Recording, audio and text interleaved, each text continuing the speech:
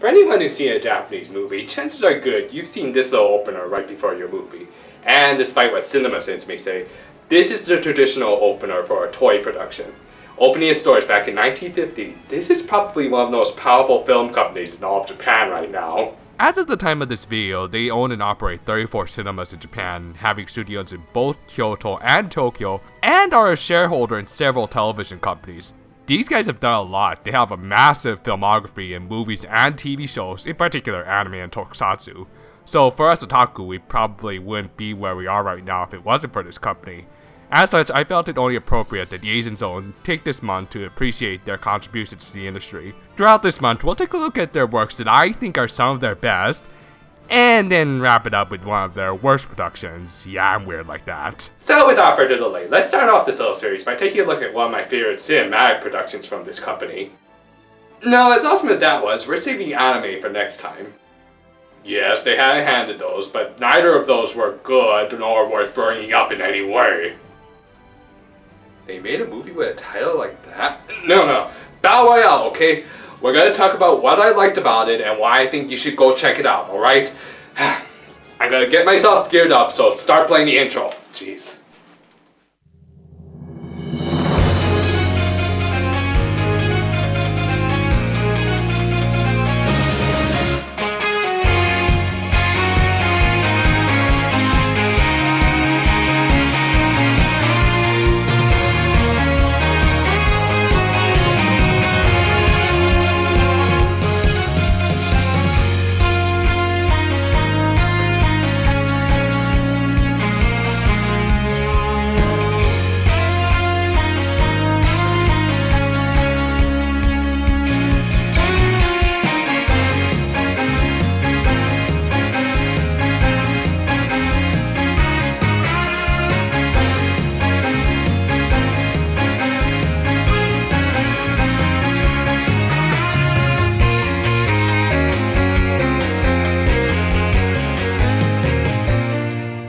So, before anyone asks, no, I'm not going to bring up the original novels this movie was based on, or any other certain young adult novel series that may or may not have ripped this one off.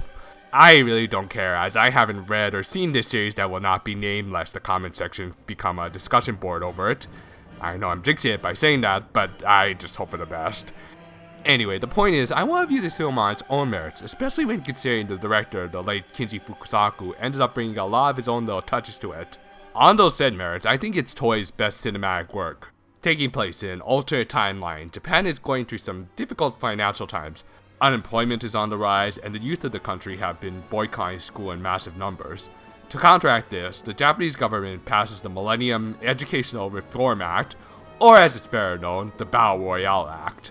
Through this act, a random class of students is selected to compete in a life-or-death battle, with the outcome being that there has to be only one surviving student. If the students fail to comply with the rules, or the 3-day time limit runs out, then the collars around their necks will explode, killing them instantly. It's a violent and insane battle for survival, with many students either join together to try and escape their confinement, or just go out on the full-on killing spree that they've always wanted to do.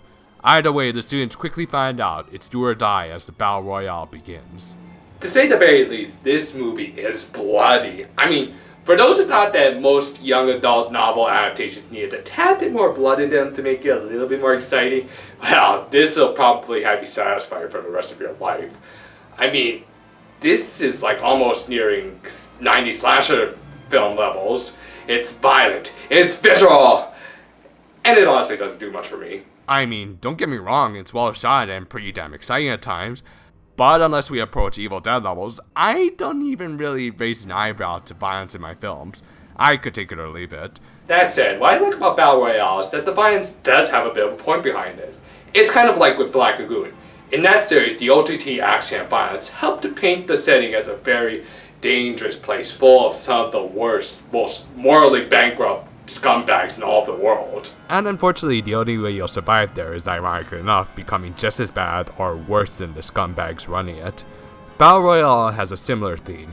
As the game winds down, it becomes clear that the ones who are winning are guys like the silent and deadly Kazuo Kiriyama. Nice touch, by the way, not giving this guy a voice, Masanobu Ando's performance as the character conveys more than enough terror just through a few facial expressions and subtle body language. When you don't have a voice to attach to a character, that will often make them come off less human and more like a monster.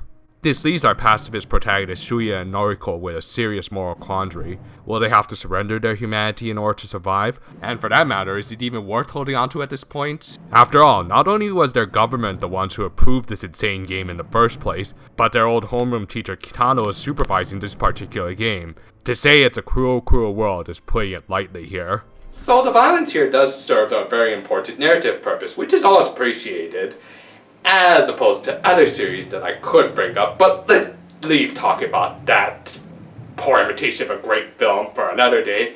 Instead, let's roll along with this little discussion about themes as we talk about how this movie managed to create one of the more interesting dystopias I've seen in films recently. For the longest time, the dystopian genre has always been one of my favorites. Seeing or reading stories about societies that have lost their way in their attempts at supposedly achieving paradise is really fascinating to me, and Battle Royale is no exception. The dichotomy of a world that seems perfect on the surface, but is actually the breeding ground for malice, can be used as the basis for some great storytelling often. Often. Not always. Yeah, I know I end up bashing on the series a lot, but as a fan of dystopian stories, I have to point out when somebody messes up royally. To me, Dead Man Wonderland and several other hyper-violent works that claim to be dystopian in the hopes of making themselves seem smarter fail to live up to that title for two main reasons.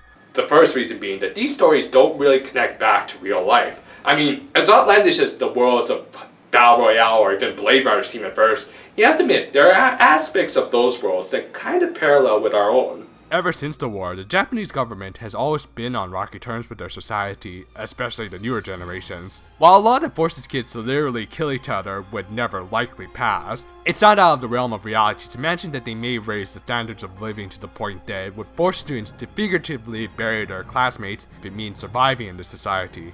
That's the idea of satire, displaying a massive exaggeration of a subject in order to raise legitimate criticism towards it, which is always a key aspect of dystopian tales. Compare this with a movie series that unfortunately is a series at this point. Hey, here's a challenge. In 20 words or less, please explain to me how The Purge would work, or how it could tie back into our reality in any way. Better yet, please tell me why 1% unemployment is a good thing as opposed to economic stagnation. The second reason why I think those stories fail as dystopian tales is because, well, their conflicts are very black and white.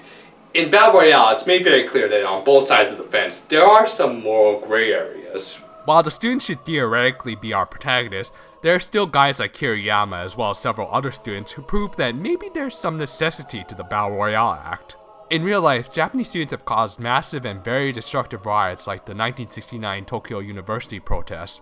While it is extreme, there is merit to legally weeding out those who would cause havoc. But yeah, let's talk about those in charge. It's very clear that the Japanese government in this world has become very totalitarian. And what's worse is that there's a sense that the government is using the youth as their scapegoat for the country's decline. After all, this is the country that helped drive Shuya's father to commit suicide, possibly due to poor financial times. Still, it's not as though there's a total lack of humanity on the government side. Kitano doesn't full on hate his former class, he's just become extremely disillusioned as an educator as they didn't amount to anything despite his best efforts. And if there are other bad seeds out there like Kiriyama, then there might be some truth behind his views. As messed up as the act is, it really does raise the question of who really is at fault for Japan's decline. Unlike some other properties that only bring up the question of how the hell was this crap hole approved with these kinds of people in charge, it becomes all too clear who we're supposed to cheer for. And unlike 1984, this isn't meant to be an allegory for communism, but rather it's just another very clear good versus evil plot that we've seen a million times. Seriously, almost the entire staff of Dead Man Wonderland are total assholes. Yeah, Kitano could be Saturday morning cartoon villainish at times, but at least he showed a lot more humanity than frickin' Tamaki. Then again, at least they had a few more heroes than Psycho-Pass 2, where almost everyone not named Akane and friends were evil idiot jerk-offs.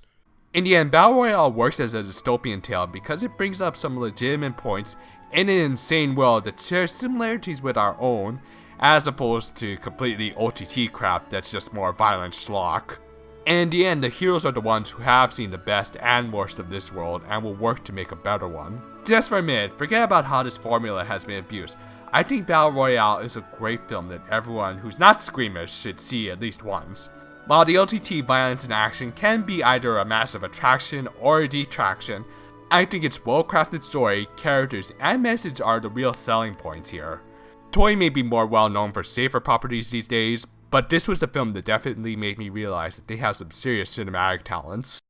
Well, this concludes our first little foray into taking a look at the studios that most otaku dream of visiting. Next time we'll take a look at what I consider to be one of Toei's best recent animes. Until then though, I gotta get ready just in case they decide to bring the Battle Royale to Hawaii next. Oh, and also, farewell for now, my friends.